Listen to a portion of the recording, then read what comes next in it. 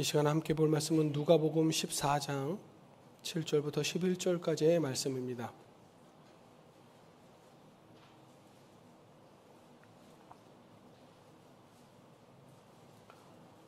신약성경 누가복음 14장 7절부터 11절까지의 말씀, 제가 한 절 여러분이 한 절 교독하시겠습니다. 제가 먼저 읽겠습니다. 청함을 받은 사람들이 높은 자리 택함을 보시고 그들에게 비유로 말씀하여 이르시되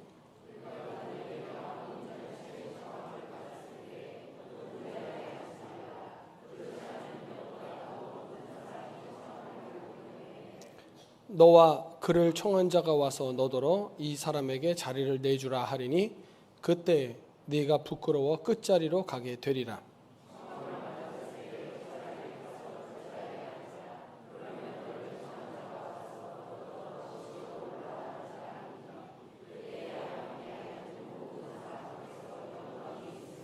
함께 읽겠습니다.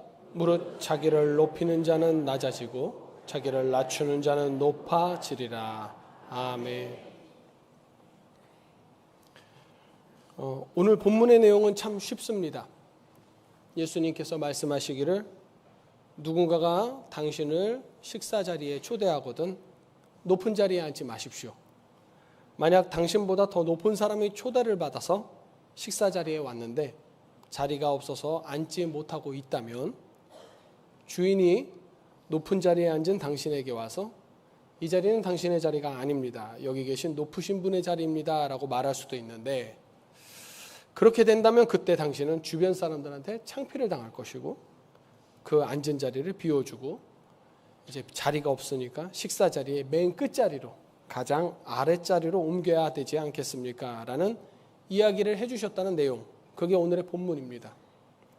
즉 예수님의 이야기는 스스로 높은 자리에 앉으려고 하다가 다른 사람에 의해 창피함을 당할 수도 있으니 매사에 겸손한 자세를 취하라라는 내용 정도로 이제 오늘 본문을 이해할 수 있겠습니다. 이게 사실 오늘 본문의 주요 내용입니다. 사실 이 내용만으로도 우리에겐 충분히 교훈이 됩니다.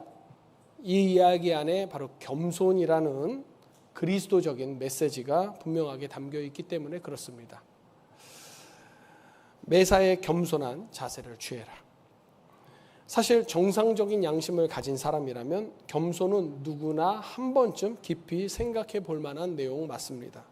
그런데 7절에 보면 이 본문의 내용이 비유라고 말하고 있습니다. 비유요.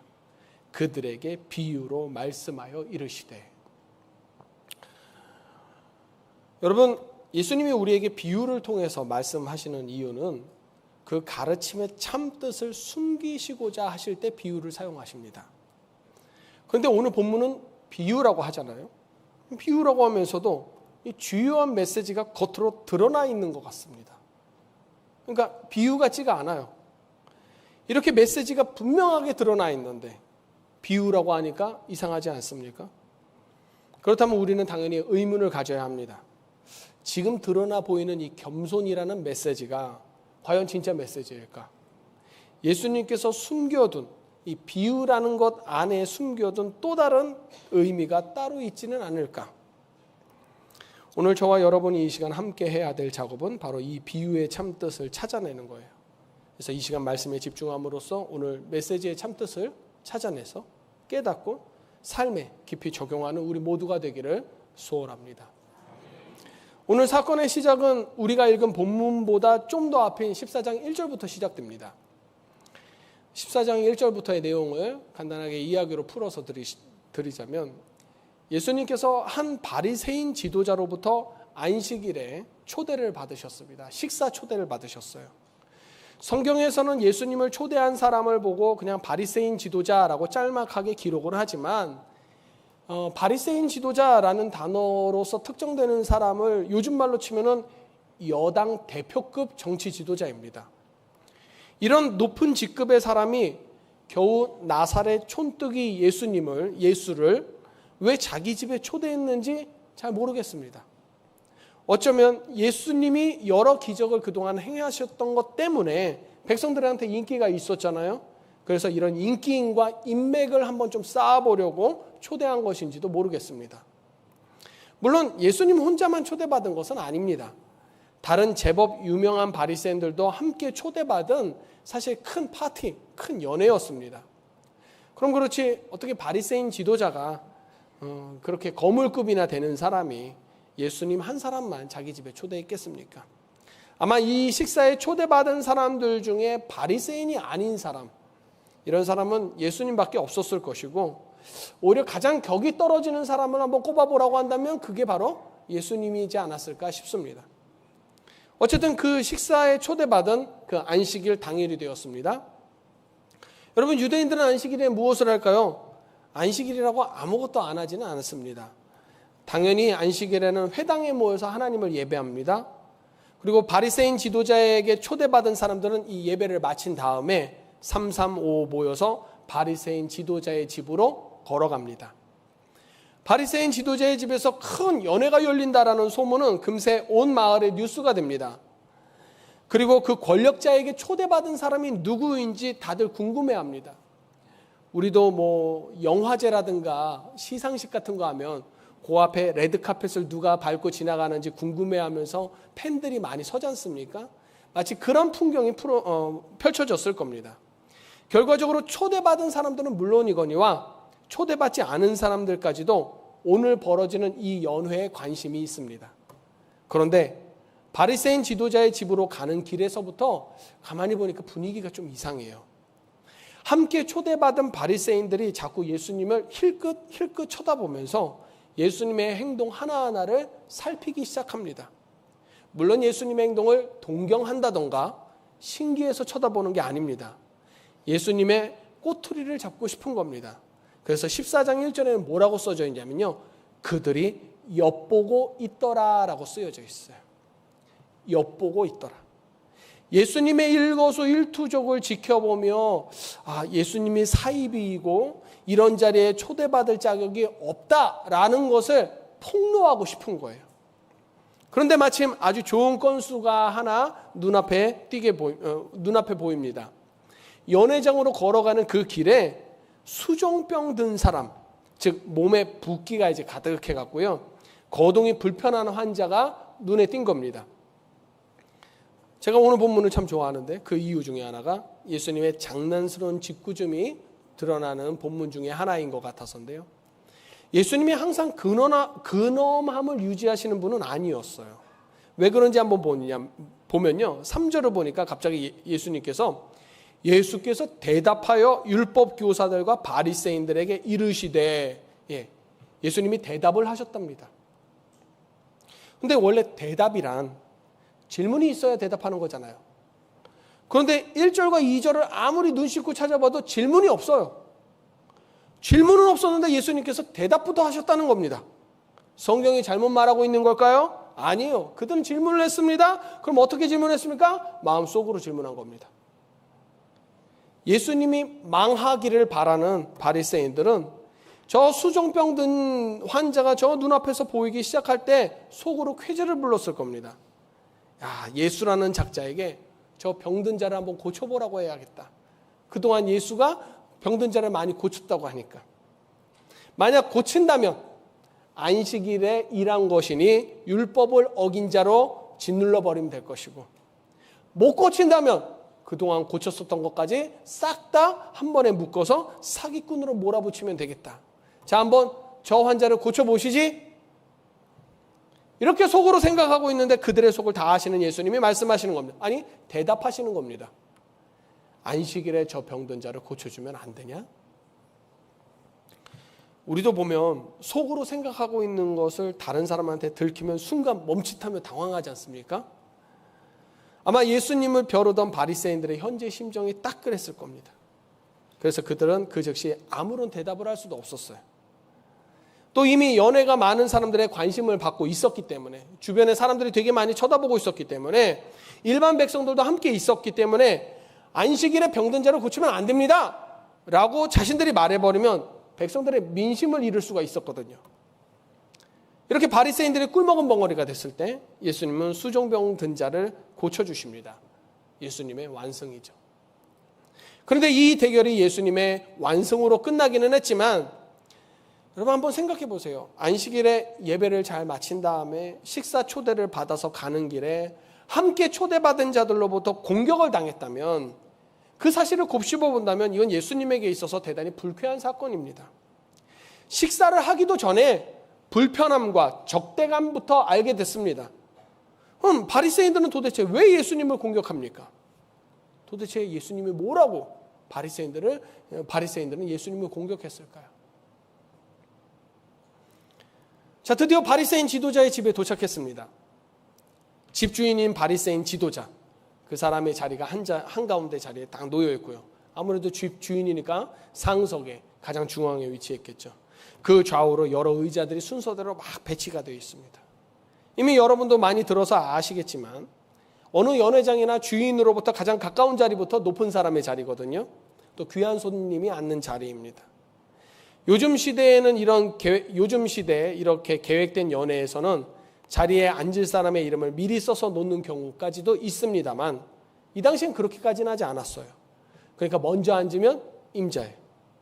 물론 나보다 월등하게 지위가 높은 사람이 있으면 주인으로부터 가까운 자리를 양보해야겠죠. 하지만 그렇게 지위에 큰 차이가 없다면, 쟤랑 나랑 만만해 보이는데? 라고 한다면 내가 앉아도 되는 겁니다. 그러다 보니 그날 연회장에서는 초대받은 사람들이 서로 주인과 가까운 자리에 앉으려고 자리 때문에 서로 밀치는 싸움이 벌어집니다. 그리고 예수님께서 그 모습을 보시고 오늘 본문을 비유로 말씀하신 거죠. 오늘 본문에서 주목할 만한 공통점은요, 이 이야기의 전반적인 배경이 식탁이라는 겁니다. 바리새인들이 예수님을 공격한 길거리도 사실은 식탁을 향해서 가는 길거리였잖아요. 바리새인들이 또 자리다툼을 한 곳도 식탁 바로 앞이었었고요. 예수님의 이 비유 이야기도 식탁을 중심으로 해서 이야기가 전개됩니다. 여러분, 식탁은요, 누구나 즐거울 수 있는 자리입니다. 대접하는 사람은 대접하는 사람 나름대로, 또 초대받은 사람도 그 나름대로 즐길 만한 이유가 충분한 자리, 그 자리가 바로 식탁 아니겠습니까? 저도 누군가의 식탁에 초대받을 때는 참 즐겁습니다. 산의 진미와 같이 최고급 비싼 요리가 차려질 것을 기대해서가 결코 아니라 받는다는 것. 초대받았고요. 음식을 제공받았고요. 기대감을 제공받았다는 것 때문에 즐겁습니다. 하지만 죄송합니다. 하지만 예수님과 함께 초대받은 바리새인들은 자신들에게 주어질 식탁의 즐거움을 생각하기보다는 자신들의 신경을 거슬리게 하는 예수님의 존재, 그 예수님을 제거하는 데 정력을 쏟습니다. 주인이 제공한 것을 받고 충분히 즐거움을 누릴 의무가 있는 자리에서 자기 눈에 거슬리는 것을 제거하기 위해, 또 자기가 원하는 것을 얻기 위해, 높은 자리에 앉기 위해 무리를 해가면서 다른 사람을 냉대하고 자기도 결국 온전한 즐거움을 누리지 못하는 것, 식탁이 경쟁의 자리가 돼버렸잖아요. 여기서부터 이미 식탁은 더 이상 즐거운 자리가 아니라 불쾌하고 무례한 부정적인 자리가 돼버립니다. 바리새인들은 그들의 의도대로 예수님을 망신주지 못했고요, 오히려 자신들이 궁지에 몰려서 불쾌했고요, 예수님은 예수님대로 주변 사람들이 자신을 환영하지 않는다는 사실을 확인했기 때문에 불편했습니다. 그래서 이날의 식탁은 즐겁지 않은 무거운 분위기로 시작합니다. 잠시 전에 질문만 하고 넘어갔었는데, 바리새인들이 예수님을 공격한 이유, 바리새인들에게 예수님의 존재가 눈에 거슬렸기 때문이거든요. 왜 거슬렸느냐? 바로 예수님이 자기들보다 더 도드라진 존재가 되니까 걱정이 된 겁니다. 이 당시 예수님은 어떤 평가를 받고 있었을까요? 지방 곳곳에서 기적을 일으키고 가는 곳마다 수천 명의 사람이 모이는 슈퍼스타였어요. 침례 요한이 그를 보고 하나님의 아들이라고 했다라는 소문도 들리고, 심지어 그가 성경에 기록된 메시아 아닐까라는 이야기도 들려옵니다. 이것은 사회적으로나 정치적으로나 성공을 꿈꾸는 당시 바리새인들에게 듣기 좋은 소리가 아니에요. 자신의 출세를 위한 길에 마치 예수라는 거대한 장벽이 가로막고 있는 것이나 마찬가지입니다. 그렇기 때문에 바리새인들이라면 누구나 예수의 콧대를 납작하게 함으로써 자기의 명성을 높여야 될 필요성이 있었어요. 그럼으로써 사람들이 와, 저 사람이 예수를 망신 준 사람이야, 바로 대단한 사람인데, 이런 평가를 받을 필요가 있었던 거예요. 바리새인들이 연회장 안에서 서로 높은 자리에 앉으려고 자기네들끼리 싸운 이유도 마찬가지입니다. 내가 더 높은 자리에 있을수록 더 많은 사람에게 관심을 받을 수 있기 때문에 그 자리 놓고 다투는 거거든요. 문제는 내가 나를 드러내기 위해서 행하는 모든 행동에는 반드시 희생되는 사람이 있다는 겁니다. 자기가 대중적인 관심을 받기 위해 예수님을 짓이겨버리길 원했고, 그래서 하마터면 예수님은 물론이거니와 수종병 든 사람도 고침받지 못할 수도 있었고요. 또 자신들이 사회적으로 인정받는 자라는 것을 알리기 위해서는 역시 같은 자리를 놓고 경쟁하는 또 다른 바리새인들을 물리쳐야 했어요. 이 모든 과정에서 생기는 피해자, 이 피해자를 돌아보는 이야기는 없습니다. 그저 사람들 사이에서 나만 도드라지면 되지, 내가 도드라지기 위해서 내가 누군가를 냉대하고 있어, 이런 생각을 하지도 않습니다. 나만 잘 되면 돼. 주인으로부터 음식을 받아 먹으며 즐거움을 사람들과 나눠야 되는 그 식탁의 자리에서 내가 주목받기 위해 누군가가 나에 의해서 냉대받는다는 거, 이거는 식탁이 가지는 정신을 정면으로 위반하는 자세이며 식탁이 주는 즐거움에 참여하는 올바른 모습이 아니거든요. 주목할 것은 식탁 말고도 또 있어요.